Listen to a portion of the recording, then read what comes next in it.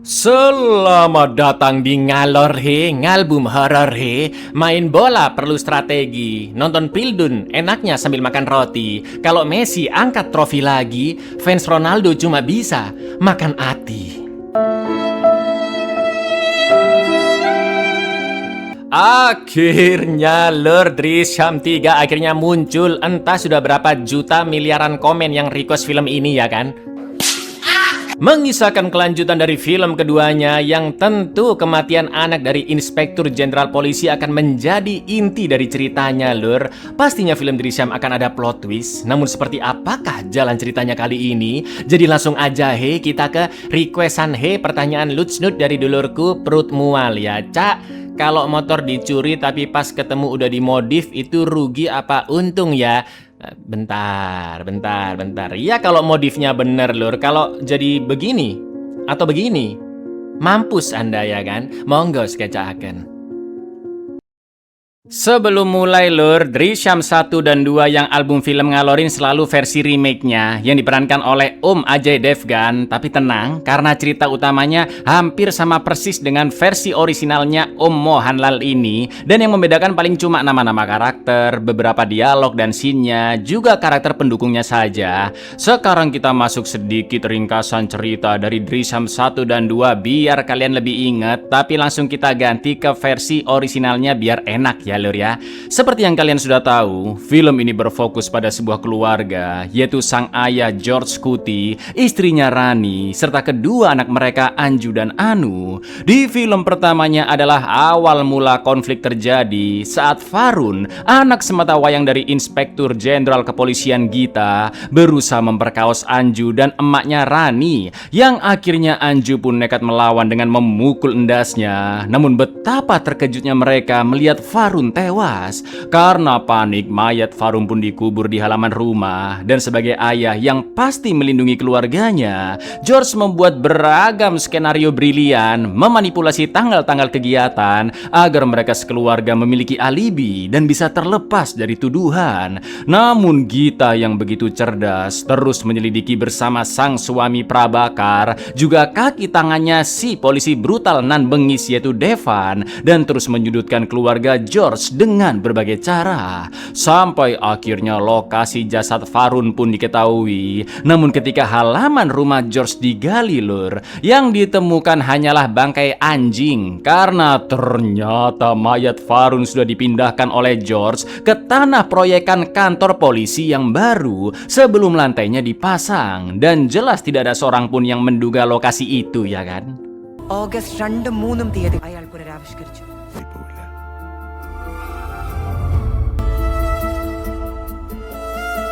അവിടെ എന്റെ മുന്നിൽ ശരികൾ മാത്രമേ ഞങ്ങളോട് പുറത്തു. Lalu di film yang kedua, ternyata ada seorang kriminal yang kabur dari kejaran dan tanpa sengaja melihat George sedang mengubur di proyekan kantor polisi.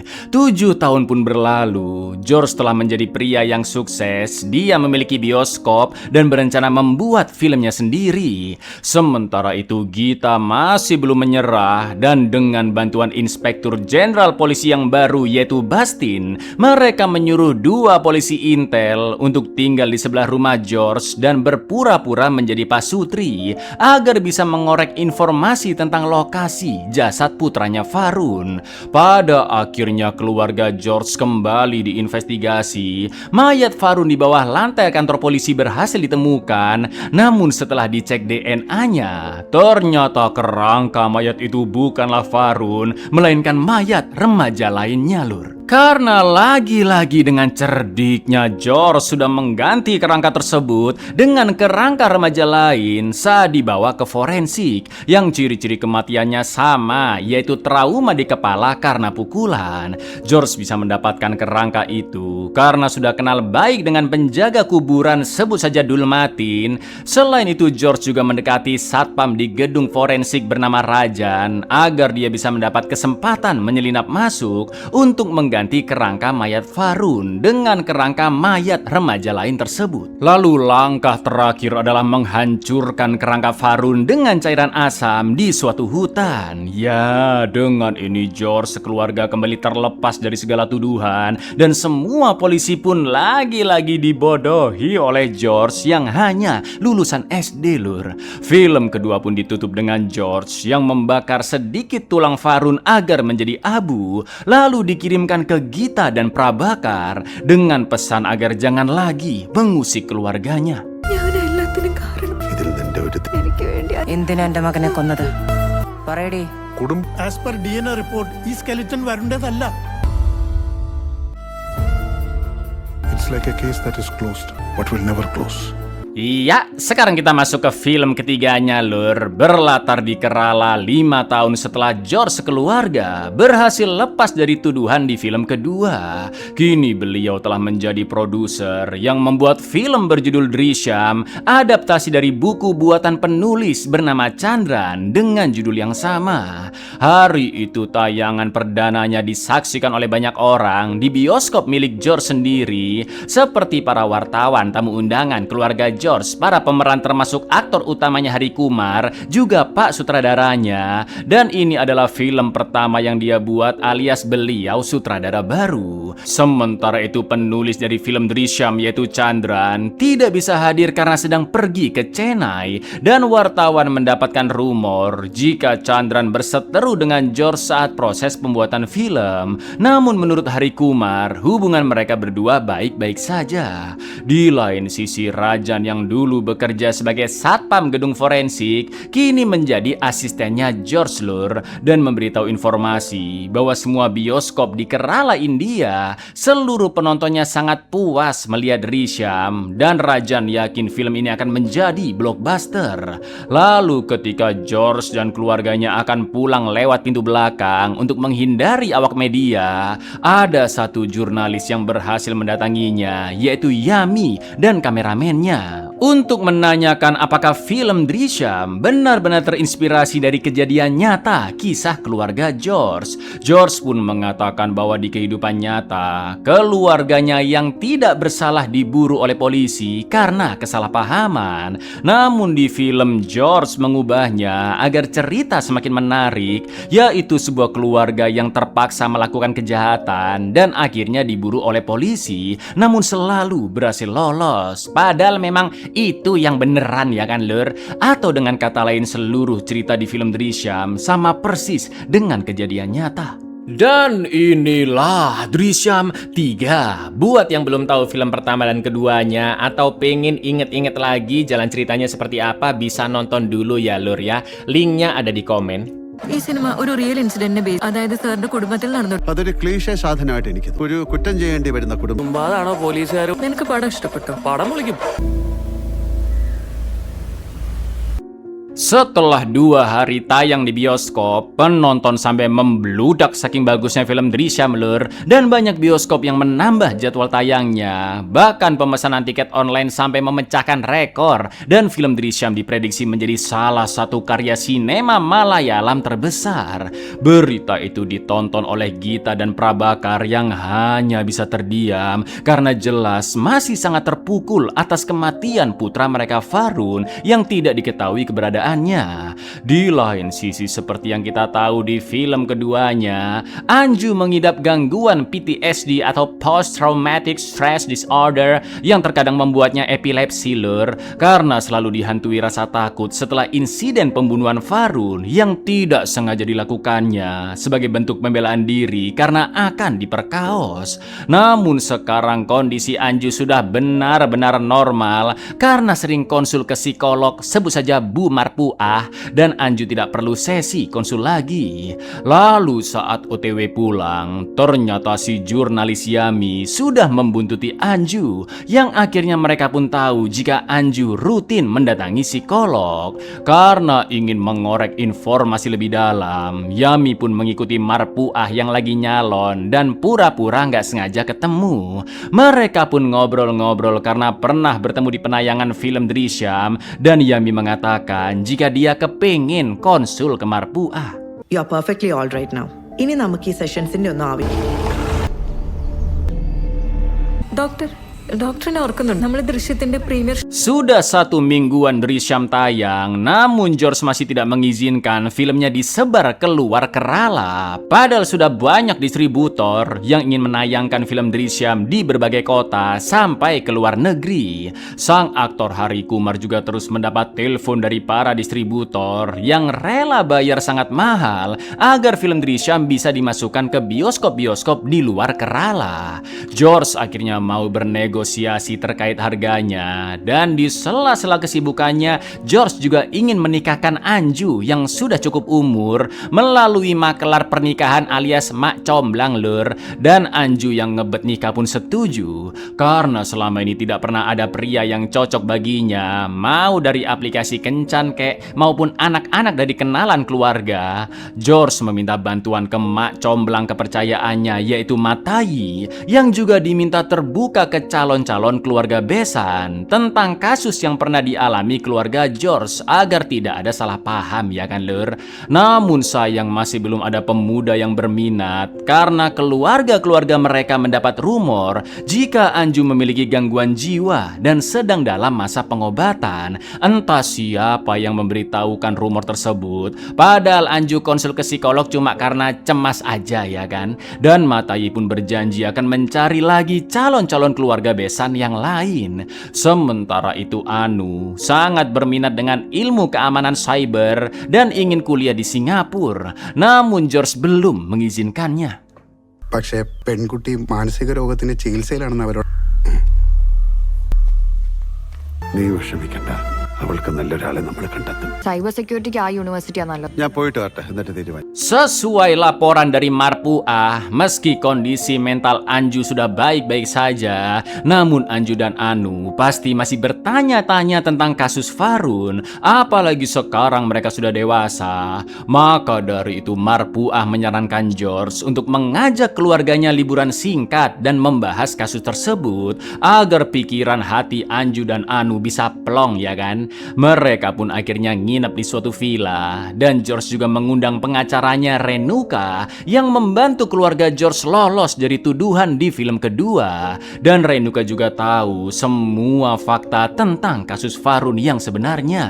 Lalu Anju dan Anu pun bertanya, apakah kasus Farun benar-benar sudah selesai dan apakah polisi tidak akan mengejar keluarga mereka lagi. Renuka menjelaskan bahwa secara hukum kasus ini sudah selesai, namun polisi pasti masih berniat menyelidiki. Akan tetapi mereka tidak perlu khawatir karena kalaupun penyelidikan berlanjut, mentok-mentok hanya jalan di tempat lur, karena polisi tidak akan bisa menemukan bukti baru yang sangat kuat dan mayat Farun juga tidak ditemukan. Apalagi Prabakar dan Gita sepertinya sudah pasrah.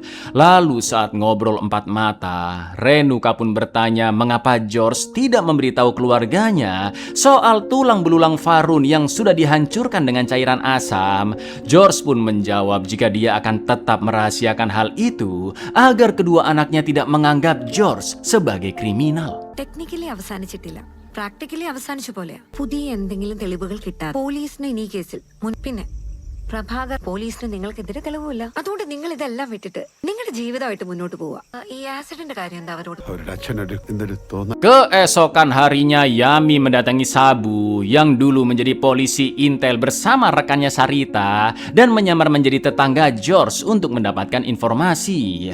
Yami meminta bantuan Sabu untuk ikut menyelidiki kasus Farun kembali tanpa sepengetahuan polisi. Selain itu Yami juga mendatangi salah satu pejabat polisi untuk bertanya kemanakah George kira-kira membawa kerangka Farun dari gedung forensik. Pak polisi mengatakan bahwa saat itu HP George berhasil dilacak. Dia berada di hutan Pontan Puza selama 2 jam dan kemungkinan di sanalah kerangka Farun dibuang atau dihancurkan, atau jangan-jangan itu hanyalah cara George untuk mengelabui polisi saja. Polisi juga tidak mungkin menyelidiki seluruh hutan Pontan Puza karena luasnya sampai ribuan hektar lur.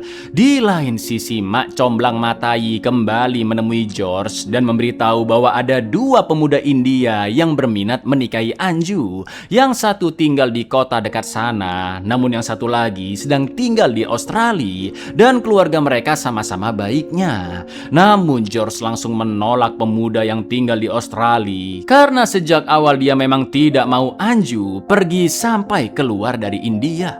പക്ഷേ ഈ തൊടുപുഴ പാർട്ടി ഓസ്ട്രേലിയയിലാണ് വിദേശത്തുള്ള കേസൊന്നും. Suatu hari George terpaksa mendatangi Polda Kerala karena sudah janjian dengan pejabat di sana untuk membicarakan pembajakan film Drishyam, dan aktor Hari Kumar juga akan datang menyusul. Wah, banyak polisi yang natapnya sinis lur, karena mereka masih belum terima keluarga George lolos dari tuduhan, ya kan? Namun ada sebagian polisi yang beralih mendukung George karena yakin keluarganya tidak bersalah. Apalagi di film pertama dan kedua mereka sering mendapat siksaan dari Devan maupun polisi lain, ya kan lur?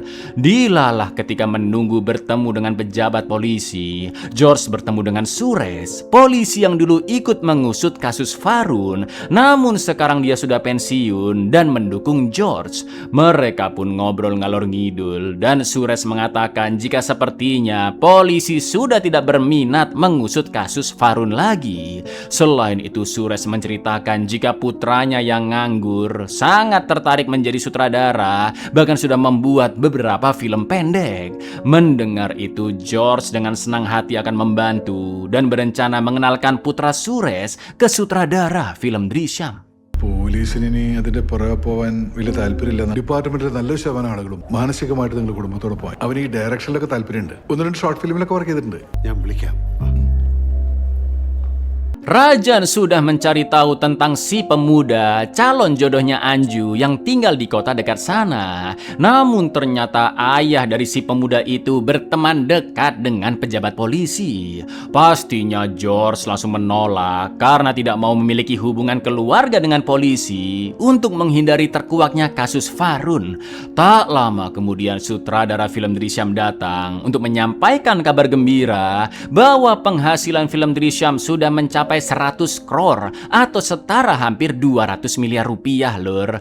Pak sutradara juga berencana membuat film keduanya dan menawarkan George untuk menjadi produsernya kembali. Namun George masih memikirkannya terlebih dahulu. Tak lupa George juga meminta bantuan Pak sutradara untuk mengajarkan ilmu perfilman ke putranya Suresh yang ingin menjadi sutradara. Betapa bahagianya Suresh mendengar kabar tersebut dan sangat berterima kasih atas segala bantuan George. എന്താണ് ഒന്ന് നമ്മുടെ 100 കോടി, പിന്നെ എന്റെ രണ്ടാമത്തെ സിനിമ കണ്ടു. എനിക്ക് എന്തെങ്കിലും ഒരു വേഷം ഉണ്ടാവില്ലേ? ഉറപ്പായിട്ടും നായകൻ ഫഹദ് ഫാസിൽ. എന്റെ എല്ലാവിധ ആശംസകളും. ഡയറക്ടർ അനീഷ് രാജിനെ ഒന്ന് വിളിക്കും. വലിയ ഉപകാരം ജോർജ് കുട്ടി. മോന്റെ വലിയൊരു. Malam itu Rani protes ke George yang terlalu mengatur pernikahan Anju. Menurut Rani, jika pemuda di kota sebelah ditolak karena memiliki kerabat polisi, setidaknya George mempertimbangkan pemuda yang tinggal di luar negeri. Selain itu George juga masih tidak mengizinkan Anu yang ingin kuliah di Singapura. Jika memang masalah dengan polisi sudah selesai, Rani pun meminta George untuk membiarkan kedua anak mereka memilih jalan hidupnya sendiri. Begitu Rani masuk ke rumah, George seperti melihat seseorang di halaman rumahnya. അഞ്ജുവിന് വിദേശത്തുനിന്ന് ആലോചന നോക്കണ്ടെന്ന തീരുമാനം പുറത്തു പോയി പഠിക്കണമെന്നുണ്ട്. അതിന് എന്തിനാ ജോർജ് കുട്ടി തടയുന്നത്? നമ്മുടെ പ്രശ്നങ്ങളൊക്കെ ജോർജ് കുട്ടി തന്നെ പറയുന്നു. iനി അവളെ അവളുടെ വഴിക്ക് വിടും. പക്ഷെ അവളുടെ പ്രശ്നങ്ങള് അവള് തന്നെ കൈകാര്യം ചെയ്യാൻ പഠിക്കണ്ടേ? Esok paginya Jose dan istrinya datang bertamu. Jose adalah saksi yang 5 tahun lalu melapor ke polisi jika dia melihat George mengubur di kantor polisi baru lur.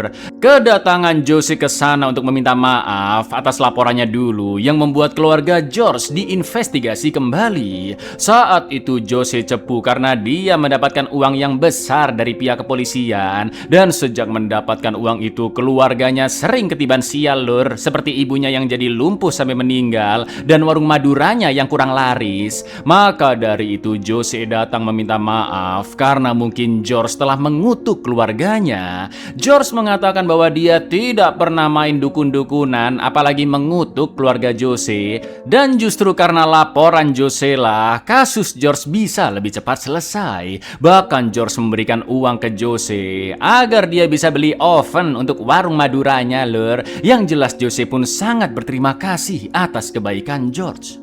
സത്യത്തിൽ ജോസ് അങ്ങനെ ചെയ്തതുകൊണ്ട് ഞങ്ങളുടെ കേസിന്റെ കാര്യത്തിൽ പെട്ടെന്ന് ഞാനോ എന്റെ കുടുംബമോ നിങ്ങളെ ആരെയും ശപിച്ചിട്ടില്ല. എന്നാ കാശ് ഞാൻ തരാം. Beberapa hari kemudian, anak si penjaga kuburan Dulmatin yang bernama Shreya datang silaturahmi karena memang selama ini George masih sering membantu keluarga Dulmatin, lur. Shreya bekerja sebagai perawat di Arab Saudi dan dia memberitahu kondisi ayahnya yang lumpuh dan hanya bisa terbaring di kasur. Tujuan Shreya datang ke sana untuk memberi kabar bahwa dia akan menikah bulan depan dan meminta restu dari George juga Rani. Namun ternyata lagi-lagi Yami masih membuntuti dan memfoto Shreya dari kejauhan, bahkan ikut naik bis yang sama agar bisa berkenalan dan ngobrol-ngobrol dengannya. Yami pun akhirnya mendapat informasi jika Shreya tinggal di kota kecil Manimala dekat dengan hutan Pontan Puza. Di malam hari, George mimpi buruk melihat Anju diculik oleh dua sosok misterius. Saking parnonya dengan kasus Farun yang mungkin akan diungkit kembali dan Anju bisa saja dalam bahaya. Lalu di keesokan paginya, Matai kembali datang dan mengatakan jika dia sudah bertemu calon keluarga besan sebelumnya yang batal menikahkan anaknya dengan Anju. Ternyata ada sosok misterius yang menelpon keluarga itu dan memberitahu bahwa Anju mengidap penyakit jiwa yang bisa tiba-tiba bersikap brutal jika ada yang menyentuhnya. Orang itu juga memfitnah Anju membunuh Farun karena penyakit jiwa tersebut. George pun paham bahwa orang tersebut tidak ingin Anju mendapat jodoh dan berniat menyabotase pernikahannya.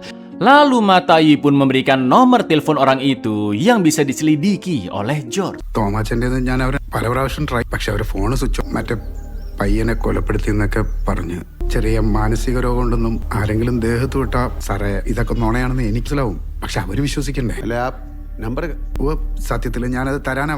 Setelah meminta bantuan Sures untuk menyelidiki nomor HP sosok tersebut, ternyata nomor itu terdaftar atas nama Santi. Sontak George pun sangat terkejut dan langsung mendatangi rumah Rajan lalu menggamparnya karena Santi adalah istri dari Rajan, atau dengan kata lain selama ini Rajan dan Santilah yang menyebarkan rumor ke calon-calon keluarga besan bahwa Anju mengidap penyakit jiwa.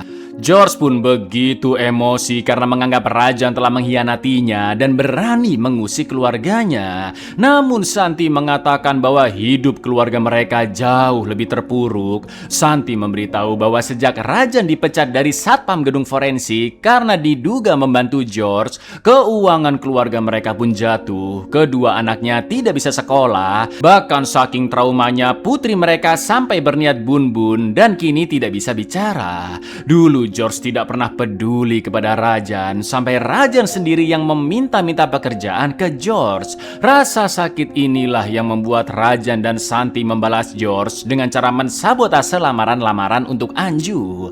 Mendengar itu George hanya terdiam dan pergi dari sana karena dia juga baru sadar telah membuat hidup keluarga Rajan terpuruk akibat perbuatannya dulu. Sekarang George pun khawatir jika ada orang-orang lain yang mungkin juga tersakiti seperti Rajan dan berniat buruk pada keluarga George.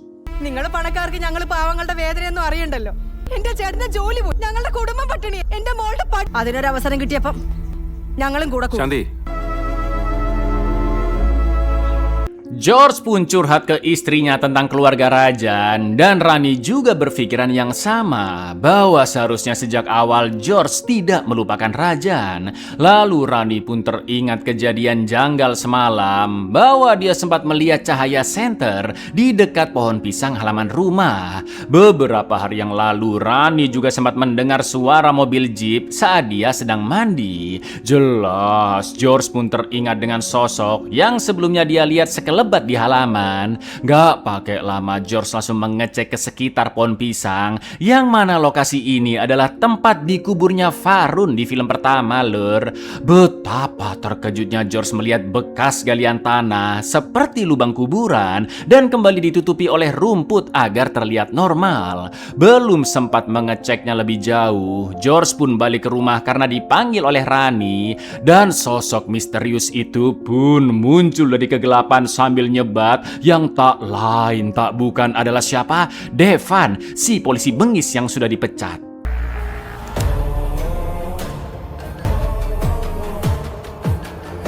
Keesokan paginya, George memanggil Matai ke rumahnya untuk memberitahu bahwa lamaran-lamaran pemuda dari luar negeri akan dia pertimbangkan. Selain itu, George juga merestui Anu kuliah di Singapura karena menurut George perkataan Rani ada benarnya bahwa anak-anak bisa menentukan jalan hidupnya sendiri, dan Rani pun begitu senang mendengarnya.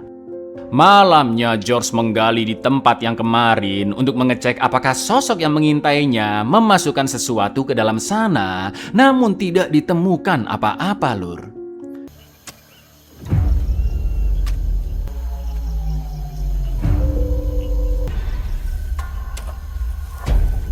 Yami dan kameramennya menanyakan warga di Manimala alamat rumah Shreya, dan Yami pun berhasil menemukannya. Setelah itu Yami pulang untuk melapor ke ayahnya jika dia sudah mengetahui alamat rumah Shreya, yang ternyata ayah dari Yami adalah Devan, Lur. അച്ഛാ ആ കുട്ടിയുടെ വീട് ഞാൻ കണ്ടെത്തി. Dari sana Yami pergi konsul ke Marpuah dan berpura-pura sedang mengalami masalah dengan pacarnya, di mana Yami bersikap sangat brutal ketika disentuh oleh pacarnya, dan Marpuah mengatakan jika gangguan tersebut dinamakan aversi seksual, yaitu penolakan atau rasa jijik ekstrim saat terjadi kontak yang intim dengan pasangan. Setelah ngobrol-ngobrol, Yami pun mengaitkannya dengan berita tentang Anju yang dulu dituduh membunuh Farun, namun Marpuah hanya tersenyum dan tidak menanggapi Yami yang ingin membicarakan Anju. Di lain sisi, Matai datang memberitai pemuda bernama Afira yang berminat melamar Anju. Bapaknya dosen, ibunya ibu rumah tangga, dan Afira yang anak sematawayang tinggal di Dubai karena mengurus bisnisnya sendiri. Keluarga mereka sangat baik, Lur, mapan, dan suka dengan gadis sederhana yang besar di pedesaan. Akan tetapi Afira memakai alat bantu dengar di telinga kanannya karena suatu kecelakaan yang dulu dia alami, namun Anju tidak mempermasalahkannya. Tak lama kemudian Marpuah menelpon George untuk memberitahu jika tadi ada seorang wanita datang konsul yang anehnya membahas tentang Anju, dan Marpuah yakin kedatangannya memiliki maksud yang lain. പിന്നെ പയ്യൻ എംടെക് കഴിഞ്ഞിട്ട് ഇപ്പൊ ദുബായിൽ സ്വന്തമായിട്ടൊരു ബിസിനസ്. പേര് അവിര, ഒറ്റ മോനെ, കോളേജ് പ്രൊഫസറാ, അമ്മ ഹൗസ് വൈഫ്. അതുകൊണ്ട് തന്നെ അവർക്ക് നാട്ടും പുറത്ത് ജനിച്ചു വളർന്ന ഒരു സാധാരണ പെൺകുട്ടി. 4-5 കൊല്ലം മുമ്പ് ഒരു വലത് ചെവിക്ക് ചെറിയൊരു കേൾവി പ്രശ്നം ഉണ്ടായി. പറയൂ ഡോക്ടർ. ഇന്നിവിടെ കൺസൾട്ടേഷൻ, പക്ഷേ വരവിന്റെ Beberapa hari kemudian keluarga Afira pun datang silaturahmi agar Anju dan Afira bisa saling mengenal. Begitu pula dengan keluarga mereka, dan emaknya menceritakan bahwa telinga kanan Afira terganggu karena pernah terjatuh dari tangga sampai endasnya terbentur. Sementara itu Shreya yang baru pulang ke rumah agak kaget melihat Yami ada di sana untuk meminta air karena air radiator mobil Jeep milik ayahnya habis, dan kebetulan mereka mogok di depan rumah Shreya. Jelas Shreya pun bingung karena Yami masih mengingat namanya, padahal mereka hanya ketemu sebentar di bis, ya kan? എന്താ ഇവിടെ? ആ ജീപ്പിന്റെ റേഡിയേറ്റർ ഒന്ന് ചൂടായി. അപ്പൊ അന്ന് ബസ്സിൽ വെച്ച് മനസ്സിലായി. ഇപ്പോഴും എന്റെ പേര് ഓർക്കുന്നതിൽ അതിശയം. Matai menyampaikan bahwa keluarga Afira suka dengan keluarga George, apalagi sudah berani jujur tentang kasus yang dulu mereka alami. Keluarga George pun juga diundang datang ke rumah mereka dan mungkin bisa membicarakan tanggal pernikahannya. Namun menurut Anu, akan lebih baik jika kakaknya Anju dan Afira pacaran dulu agar bisa lebih mengenal satu sama lain. Namun George dan Rani kurang setuju karena sudah terlalu banyak lamaran pemuda-pemuda lain yang gagal. Lagi pula mereka akan datang ke rumah keluarga Afira dan bisa saling mengenal lebih jauh lagi. Tak lama kemudian Shreya memberi kabar ke George bahwa ayahnya Dulmatin ingin bertemu. Sesampainya di sana Shreya pun mengatakan bahwa dia mencurigai wanita bernama Yani karena kok bisa mobil ayahnya mogok pas di depan rumah, ya kan? Selain itu Shreya juga tahu dari tetangga sekitar sekitar jika Yami sempat bertanya ke mereka di manakah alamat rumah Shreya. Dan menurut Dulmatin, ayah Yami memiliki tampang seperti polisi. Di lain sisi, Yami dan Devan juga mendapat informasi bahwa Dulmatin dulunya bekerja sebagai penjaga sekaligus penggali kuburan di dekat sebuah gereja. Ya, Devan sekarang mengerti bahwa George pasti mendapatkan kerangka pemuda lain karena dibantu oleh Dulmatin. ആ പള്ളി പോയി അന്വേഷിക്കണ ഏറ്റവും എളുപ്പം. പണ്ട് അയാൾ ആ പള്ളിയിലെ കുഴിവെട്ട് ശരിയാ, അയാൾ കിടപ്പിലായിരുന്നു. നിങ്ങൾ ഉദ്ദേശിക്കുന്ന മിക്കവാറും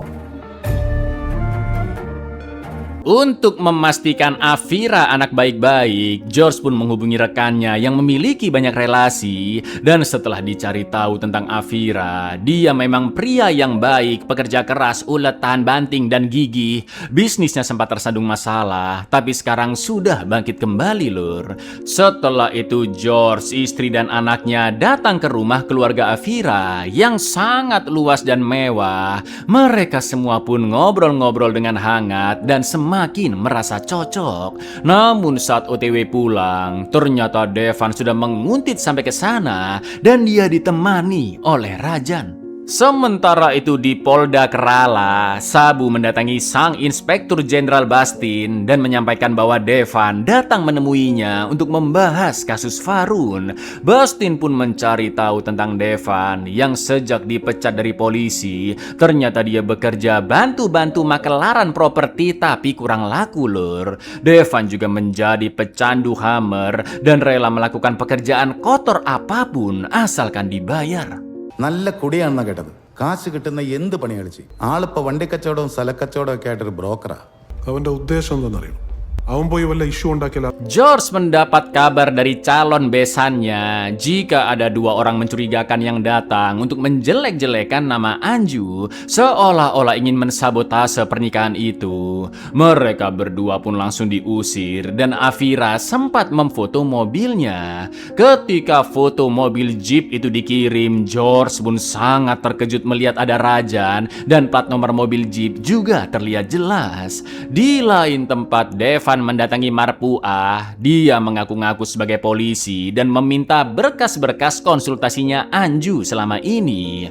Marpuah pun langsung menolak karena polisi butuh surat dari pengadilan untuk mengambil berkas itu. Akan tetapi keberingasan Devan kembali muncul. Dia mulai menyiksa Marpuah dan mengancam akan membunuhnya. Yang akhirnya dengan terpaksa Marpuah menunjukkan berkas tersebut, lur. Lalu Devan memaksa Marpuah untuk mengganti hasil konsulnya Anju sesuai dengan perintah Devan dan tidak boleh ada orang lain yang mengetahuinya. Karena Devan tahu di manakah putri Marpuah kuliah dan Devan bisa menyakitinya kapanpun dia mau. ഡോക്ടറായിട്ട് അത് എടുത്തു തന്നു. അതല്ലെങ്കിൽ ഡോക്ടറിനെ കൊന്നിട്ട് ആരോടെങ്കിലും പറഞ്ഞ് saint Mary's കോളേജിൽ പഠി ഒരു ദിവസം വീട്ടിൽ വന്നില്ല. ഞാൻ പറയുന്ന ചില മാറ്റങ്ങൾ പിന്നെ ഇത് നമ്മൾ രണ്ടുപേരും അല്ലാതെ. Ketika Devan sudah pergi dari sana, Marpuah pun memberitahu kejadian tadi ke George, namun tidak berani lapor ke polisi karena bisa-bisa nyawa putrinya terancam. Tak lama kemudian Jose yang diperintahkan mencari tahu plat nomor mobil Jeep mengatakan jika setahun yang lalu Jeep itu dibeli oleh pria bernama Devan. Ya, George pun terkejut mendengarnya karena dia harus berhadapan dengan musuh bebuyutannya di film pertama, ya kan, lur? Gak pakai lama George langsung mendatangi rumah Devan dan akhirnya George pun tahu jika Yami si jurnalis adalah putri dari Devan.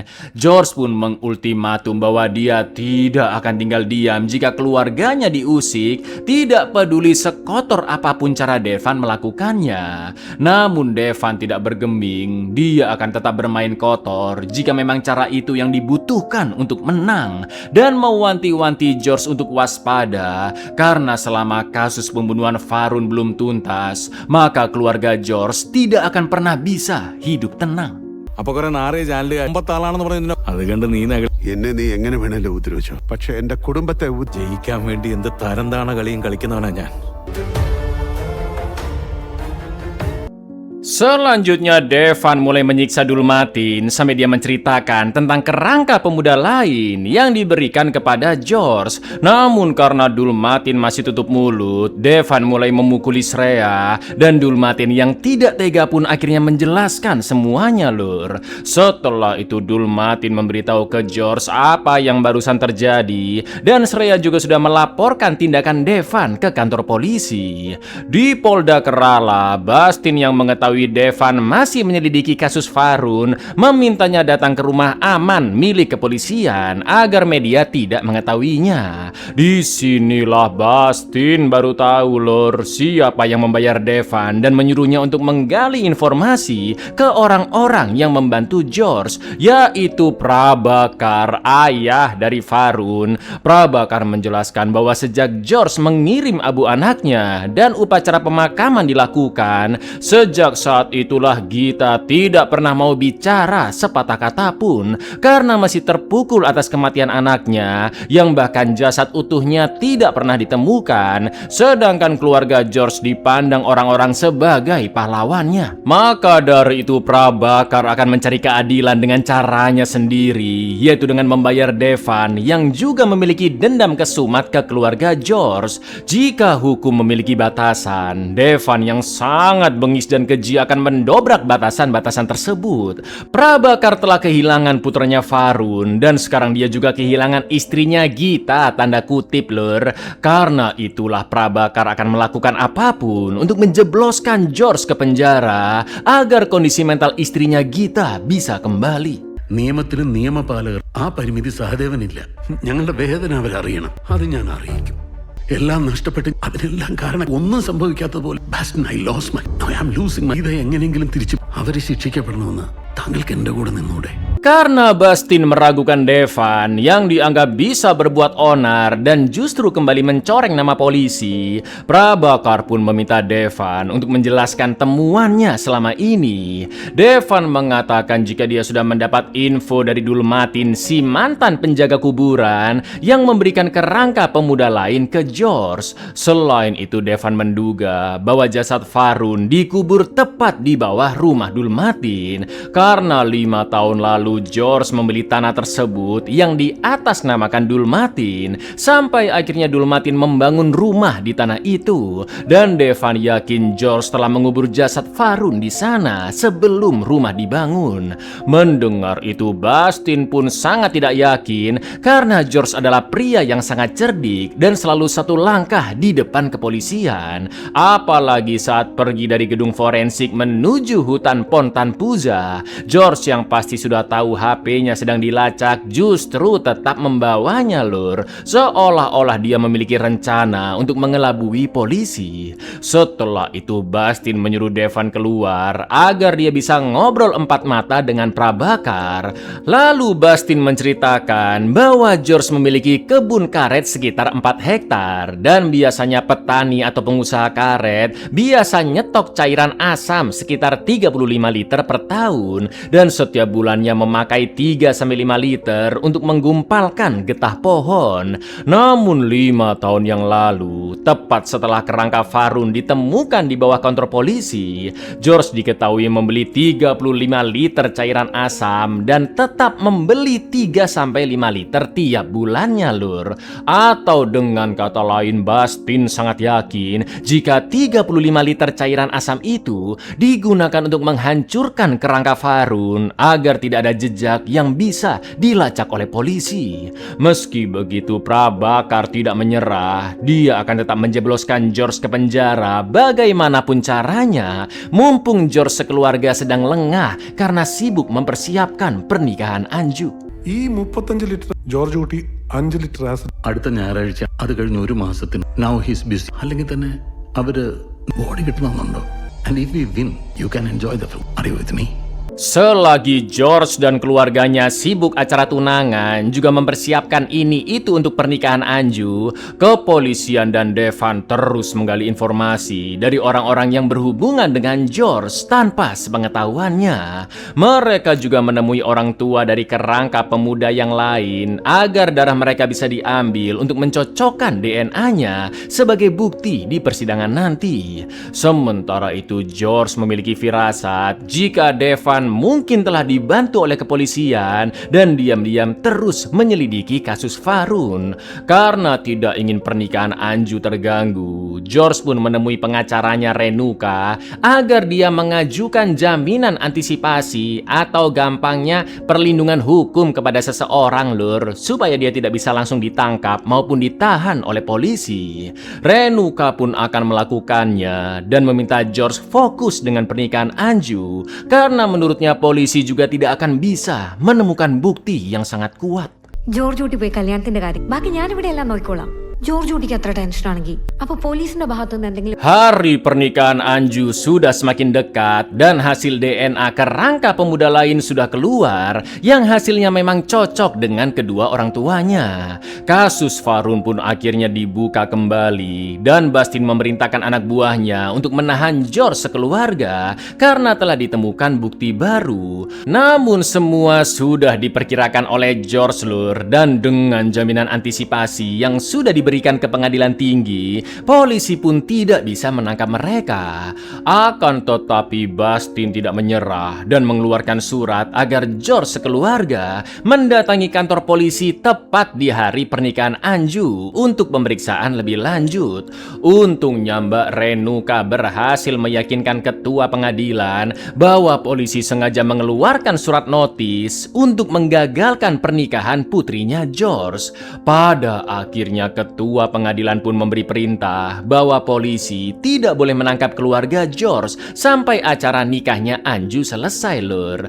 Alhamdulillahnya acara pernikahan pun berjalan lancar meski George agak was-was karena mobil polisi terus membuntuti.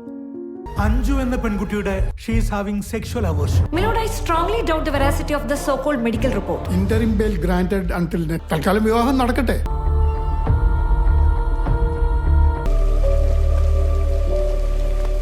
Acara pernikahan sudah selesai dan tiba-tiba Matai si mak comblang menelpon Prabakar untuk mengabarkan jika Anju dan Afira baru saja pergi ke tempat bulan madunya.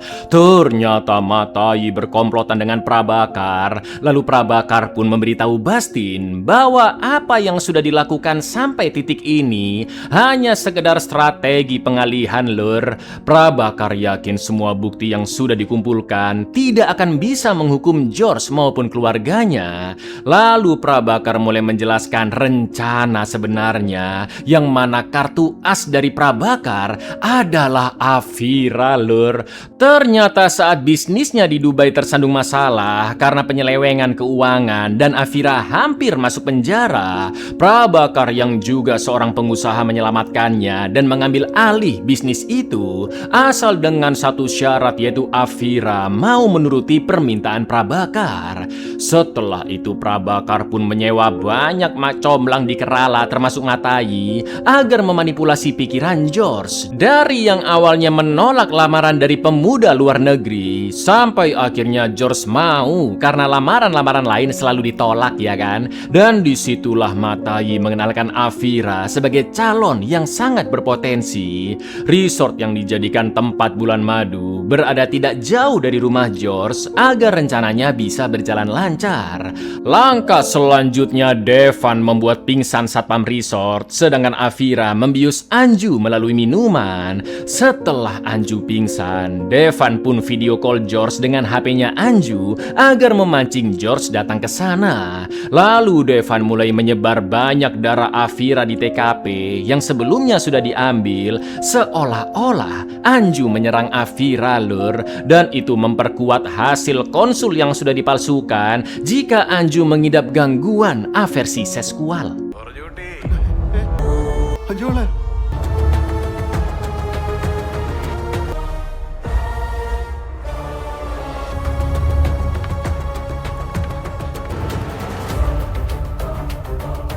Setelah TKP palsu dibuat sedemikian rupa, Anju pun diberi obat agar bisa cepat sadar, sedangkan Devan dan Afira segera pergi dari sana, lalu menelpon polisi untuk datang ke resort tersebut.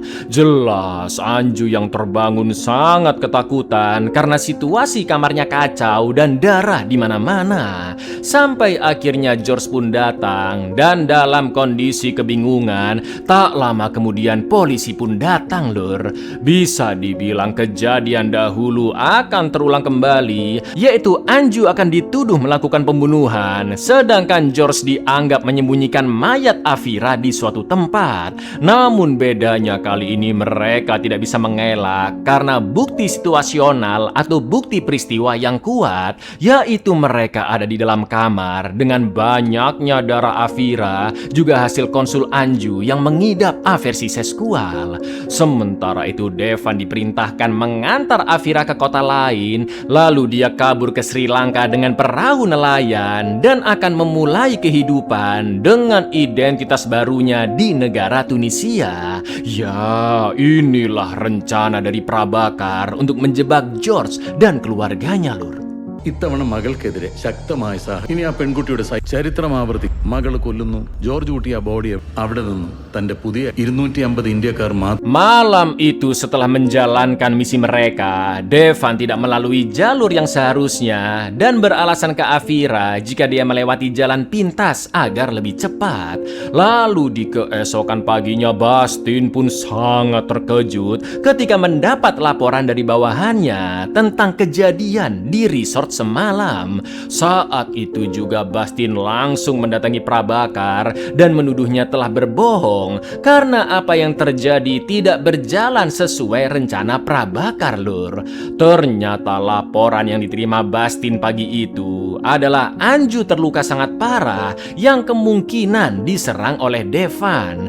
Mendengar itu Prabakar pun membayangkan apa yang terjadi semalam, di mana Anju kemungkinan sadar dari pingsan gara-gara Afira yang tanpa sengaja menjatuhkan barang. Afira yang panik pun langsung kabur, sedangkan Devan langsung menghajar Anju yang memberontak sampai menyabet kedua tangannya. Setelah Devan kabur, George pun baru sampai, dan ketika berusaha mendobrak pintu, polisi juga sudah datang ke sana. Jelas rencana pun gagal total dan polisi akan beralih memburu Devan dan Afira yang dianggap telah menyakiti Anju. Semua kejadian tadi, lur, hanya ada di dalam bayangan Prabakar saja ya, lur ya. എന്റെ മകളെ അപായപ്പെടുത്തു എന്ന് പറഞ്ഞു സാർ. എന്നാ നിങ്ങൾ പറഞ്ഞ പോലെ അല്ല കാര്യങ്ങൾ. ഞാൻ നിങ്ങളോട് എപ്പോഴേ പറഞ്ഞതല്ലേ സഹദേവൻ ഡിപ്പെൻഡബിൾ അല്ല. Karena sudah paham dengan sifat Devan, Bastin juga yakin jika Devan tidak akan membiarkan Afira kabur, namun akan dibunuh demi memperkuat bukti kasus yang dimanipulasi ini. Sontak Prabakar pun teringat dengan perkataan Devan saat mereka sedang berdiskusi terkait rencana ini, yang mana Devan memang berniat membunuh Afira, lalu mayatnya akan dikubur di halaman rumahnya George. Namun Prabakar menolak dengan keras dan meminta Devan tetap mengikuti rencananya yang tidak perlu mengorbankan nyawa. Sekarang Prabakar dan Bastin mulai khawatir, apalagi Afira sudah diminta meninggalkan HP-nya di resort, sedangkan Devan juga belum memberi kabar apapun. Mereka berdua akhirnya pergi ke rumah Devan, namun ternyata George sudah menunggu di sana dan entah di mana Devan berada, lur. Lalu scene pun flashback saat George sedang OTW ke resort, namun di tengah jalan dia pun sempat teringat dengan sebuah film, yaitu sang penjahat sengaja memanipulasi TKP untuk menjebak tokoh utamanya. George pun berhasil membaca rencana Devan dan dia juga teringat dengan lubang galian di halaman rumah yang kemungkinan mayat Afira akan dikubur di sana. Saat itu juga George menyuruh adik iparnya untuk mengerahkan warga agar mengecek sekitar halaman rumahnya dengan alasan ada maling. Setelah itu George juga meminta Jose mengikuti Devan yang pasti akan bersembunyi di salah satu rumah kosong karena dia akan menunggu sampai warga balik ke rumahnya masing-masing, lur. ജോസേ ആ സഹദേവൻ അവിടെ എത്തിയാലേ നീ അവന്റെ പുറകിലുണ്ടാ.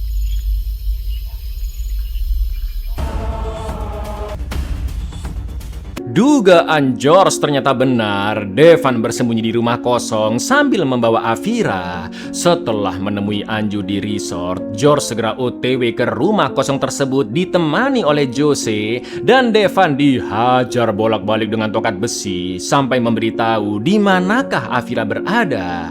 Awalnya Devan hanya tertawa karena George pasti tidak akan berani melukainya. Akan tetapi dengan murkanya George langsung menyabet lengan dan dada Devan yang membuatnya sangat amat ketakutan. Sampai akhirnya Devan mau menjelaskan apa yang terjadi, dan George pun meminta Jose untuk merekam pengakuan itu.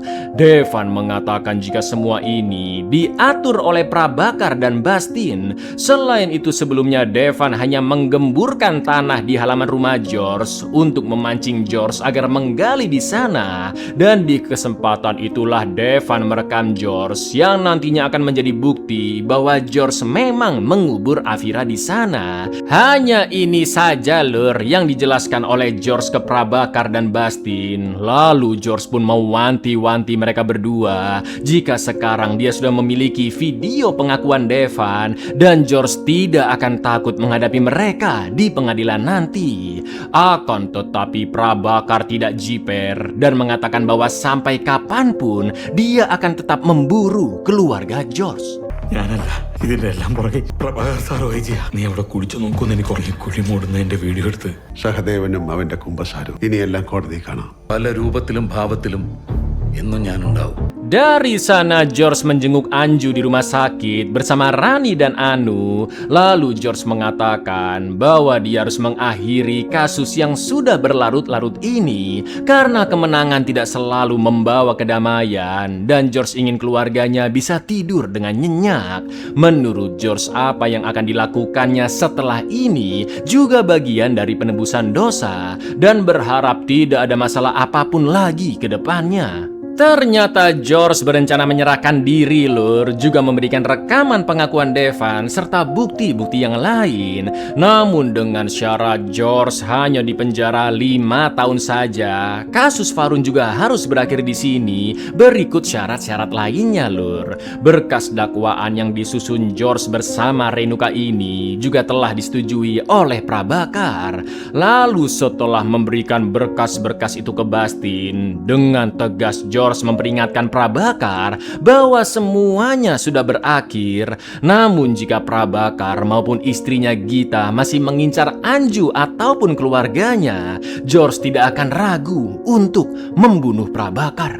ഇനി എന്റെ മകളുടെ പിന്നാലെ വന്നാൽ കൊന്നുകളയെ ഞാൻ. Tak lama kemudian Afira menelpon Prabakar dari HP yang baru saja dibelinya, dan Afira sudah berada di perahu nelayan tanpa bantuan siapapun. Afira menuduh Prabakar telah mengkhianatinya karena Afira sudah tahu bahwa Devan berniat membunuhnya lalu mengubur jasadnya di halaman rumah George. Karena di malam itu Afira yang juga ada di rumah kosong mendengar pengakuan Devan, dan karena George menyuruh Jose untuk mengejarnya, Afira pun akhirnya kabur sampai ke perahu nelayan itu. Di lain sisi, George berterima kasih ke Renuka atas segala bantuannya selama ini. Lalu George pun memberitahu kejadian yang sebenar-benarnya di resort malam itu lur. Jadi lur, rencana Prabakar berjalan mulus seperti skenario awal, yaitu Anju dibuat pingsan, Devan membuat TKP palsu dengan darah Afira. Lalu sebelum mereka pergi, Anju pun diberi obat agar bisa cepat sadar. Sampai akhirnya George datang ke sana, dan disinilah fakta yang mencengangkan terjadi lur. George pun paham bahwa dirinya dan Anju akan dijebak. Maka dari itu George meminta maaf ke Anju karena apa yang akan dilakukannya setelah ini sangatlah menyakitkan. Namun George tidak memiliki pilihan lain. Ya, George langsung menggampar Anju Anju menghantamkannya ke tembok, juga menyabet kedua tangannya sambil menahan tangis. Karena hanya dengan cara inilah Lur, situasi akan berubah. Rencana Prabakar bisa digagalkan dan tuduhan akan beralih ke Devan. Setelah itu Anju diminta berpura-pura pingsan. Lalu George pun berakting sedang berusaha mendobrak pintu resort tepat ketika polisi datang ke sana. അച്ഛനോട് ക്ഷമിക്കണം. വേറെ വഴിയില്ല.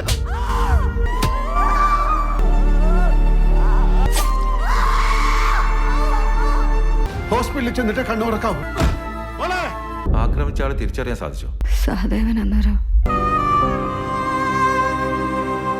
Betapa terkejutnya Renuka mendengar itu karena George benar-benar melindungi keluarganya meski harus melalui cara yang begitu menyakitkan. Di lain sisi, Prabakar dan Bastin juga mengetahui apa yang telah terjadi setelah Afira memberitahu bahwa rencana di resort berjalan lancar dan Devan juga tidak menyakiti Anju sedikit pun. Mereka berdua hanya bisa terdiam melihat George yang melenggang pergi dari kantor polisi. Lalu Bastin pun mengatakan ke Prabakar bahwa apapun yang mereka rencanakan, George selalu ada selangkah di depan mereka. Rencana Prabakar yang sudah disiapkan selama 2 tahun lamanya untuk menjebak Anju sebagai pelakunya dalam sekejap diubah oleh George dan justru Anju yang menjadi korbannya, ya kan? Kini George memilih untuk menyelesaikan semua ini dengan cara menyerahkan diri. Maka dari itu Bastin ingin Prabakar untuk berhenti mengejar keluarga George dan membiarkan semua ini berakhir. Whatever we do, he'll be one step ahead of us.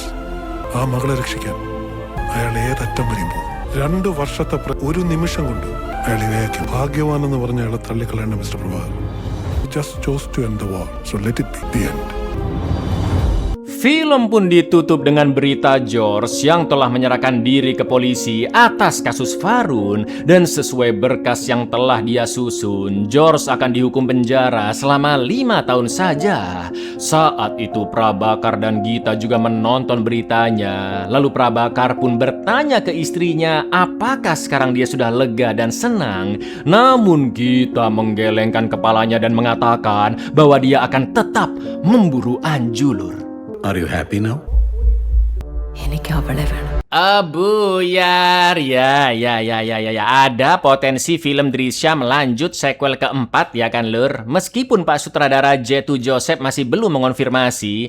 Nanti yang versi remake-nya Ajay Devgan dibahas nggak kira-kira, Cak? Pastinya dibahas, Lur, tenang aja. Karena sayang film selegend ini kalau nggak ngalorin juga, ya kan? Kalau dipikir-pikir yang paling kasihan di film Drishyam ini siapa coba, Lur? Anju. Film pertama mau diperkaos dan tanpa sengaja mengkoitkan anak inspektur jenderal lah. Film kedua mengidap PTSD lah. Di film ketiga, batal nikah, luka berat, bapaknya masuk penjara, dan dia masih diburu lagi, ya kan Lur? Kasian memang. Tapi menurut kalian dari 3 film ini paling bagus yang mana? Coba komen-komen di bawah dan apa alasannya, Lur? Assalamualaikum.